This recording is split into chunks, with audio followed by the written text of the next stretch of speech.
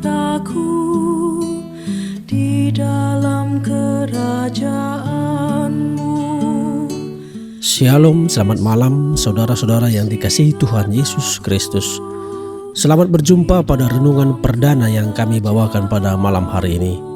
Doa dan harapan kami, saudara semua ada dalam keadaan yang baik, sehat, penuh sukacita, dan berlimpah berkat Tuhan setelah melakukan berbagai aktivitas hari ini. Sebelum kita mendengarkan renungan firman Tuhan, mari kita berdoa. Bapa, dalam nama Tuhan Yesus Kristus, Bapa yang sangat baik, kami bersyukur oleh karena pertolongan Tuhan saja kami mampu melewati hari ini. Kami sehat, kami kuat, berkat kemurahan Tuhan. Kami percaya Tuhan punya rencana yang baik bagi kami. Setelah menjalani berbagai aktivitas hari ini, saat ini kami mau mendengarkan renungan firman-Mu. Urapi setiap kami Tuhan, agar kami mengerti dan juga taat melakukan kehendak-Mu. Dalam nama Tuhan Yesus kami berdoa. Amin. Saudara yang terkasih, bacaan kita pada malam hari ini berjudul Mulai dengan apa? Bacaan kita diambil dari Kejadian 1 ayat 1. Pada mulanya Allah menciptakan langit dan bumi. Alkitab diawali dengan 3 kata itu. Dan memang alangkah indahnya bila segala sesuatu termasuk kerinduan serta upaya kita untuk hidup berkemenangan bertolak dari Allah dan dimulai bersama-sama dengan Allah. Mengapa? Sebab bila Allah benar-benar menjadi yang awal, kita akan mempunyai titik pijak yang kuat dan kokoh. Rute perjalanan hidup kita akan mempunyai titik tuju yang jelas. Di antara kedua titik itu, yaitu titik pijak dan titik tuju, setiap langkah kita akan mempunyai titik orientasi yang pasti.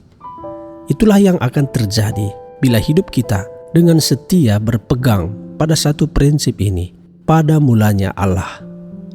Tetapi bagaimana kenyataannya? Menyedihkan, sebab walaupun hampir semua orang Kristen mengamini dan menginginkannya, namun ya cuma sebegitu, berhenti pada niat. Sedang untuk maju lebih jauh daripada sekedar rindu tidak mampu. Mengapa begitu kontradiksi? Sebab realitas hidup menuntut yang lain, menuntut tindakan-tindakan yang konkret, pragmatis dan realistis. Bukan cuma gagasan-gagasan yang manis, bukan cuma impian-impian yang romantis. Bagi banyak sekali orang, hidup mulai dengan Allah itu terlalu abstrak dan terlalu absurd, tidak realistis. Seolah-olah hidup yang ideal di muka bumi ini ada dan mungkin, padahal tidak. Realitas Allah bagi banyak sekali orang merupakan sesuatu yang terlalu jauh untuk dapat dijangkau dan terlalu asing untuk dapat dikenal. Ini bahkan tercermin dari ayat-ayat Alkitab sendiri. Misalnya ayat yang satu ini. Yang Maha Kuasa itu apa? Sehingga kami harus beribadah kepadanya. Dan apa manfaatnya bagi kami kalau kami memohon kepadanya? Ayub 21 ayat 15. Atau seperti yang tertulis pada Ayub 11 ayat 7-8. Dapatkah engkau memahami hakikat Allah? Menyelami batas-batas kekuasaan yang Maha Kuasa. Tingginya seperti langit, apa yang dapat kau lakukan? Dalamnya melebihi dunia orang mati, apa yang dapat kau ketahui? Sekali lagi, soalnya bukanlah soal percaya atau tidak percaya, melainkan apa yang harus dipercayai. Apa konkretnya? Bila Anda berperasaan begitu, wajar bila Anda kecewa. Tetapi tak perlu terlalu frustasi, tak perlu terlalu dihantui perasaan bersalah. Sebab tokoh-tokoh Alkitab pun tidak luput sepenuhnya dari pertanyaan-pertanyaan seperti, apa manfaat Allah? Apa yang dapat Ia lakukan untuk kita? Dan apa yang dapat kita lakukan untuk Dia? Apakah benar Ia punya rancangan atas kita? Kalau benar, bagaimana mengetahuinya? Dan sebagainya. Pertanyaan-pertanyaan serupa itu kemungkinan besar tak akan kunjung terjawab seumur hidup kita. Namun, Begitu dengan amat keras Tuhan mengimbau agar Anda jangan pernah menyerah dan berhenti.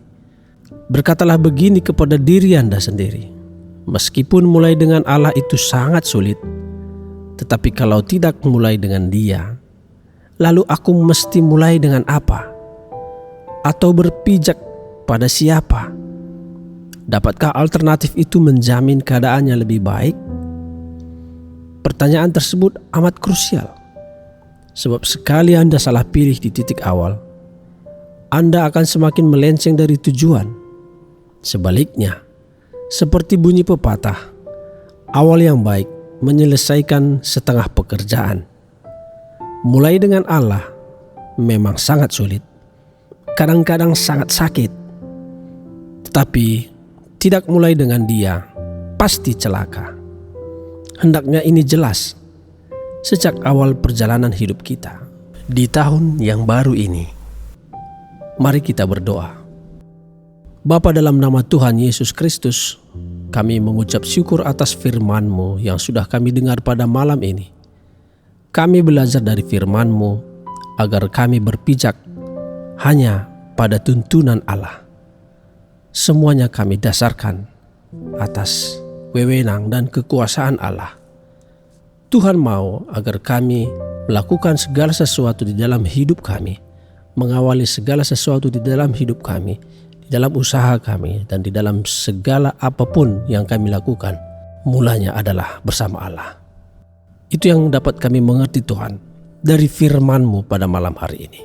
Bapa yang di sorga, lindungilah kami Tuhan di sepanjang malam hari ini dan dalam istirahat kami.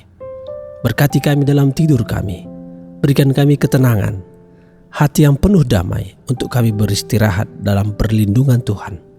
Kami berdoa mohon lawatan Tuhan atas setiap kami yang sedang dalam pergumulan masalah, yang susah atau berduka mendapatkan penghiburan dari Tuhan, yang sakit mengalami kesembuhan, yang lemah mendapatkan kekuatan baru, yang terikat terbelenggu dosa kuasa kegelapan mengalami kelepasan dan kemenangan dalam nama Tuhan Yesus, dan yang sedang dalam masalah persoalan mendapatkan jalan keluar yang ajaib.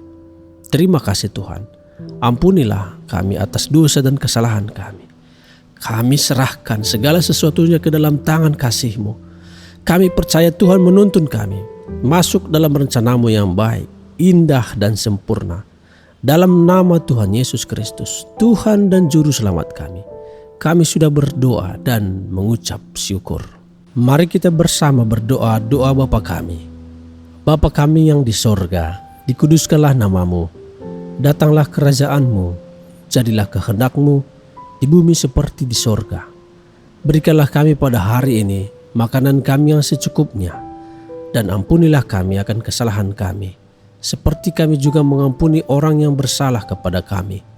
Dan janganlah membawa kami ke dalam pencobaan, tetapi lepaskanlah kami daripada yang jahat, karena Engkaulah yang mempunyai kerajaan dan kuasa dan kemuliaan sampai selama-lamanya. Amin. Puji Tuhan, saudara, kami percaya bahwa firman Tuhan menjadi berkat dan kekuatan bagi saudara semua. Dan Roh Kudus akan menolong saudara untuk lebih lagi memahami kebenaran firman Tuhan. Tuhan Yesus memberkati saudara semua. Sampai jumpa pada renungan yang berikutnya. Ingat aku di dalam kerajaan-Mu, Yesus, ingat aku di dalam kerajaan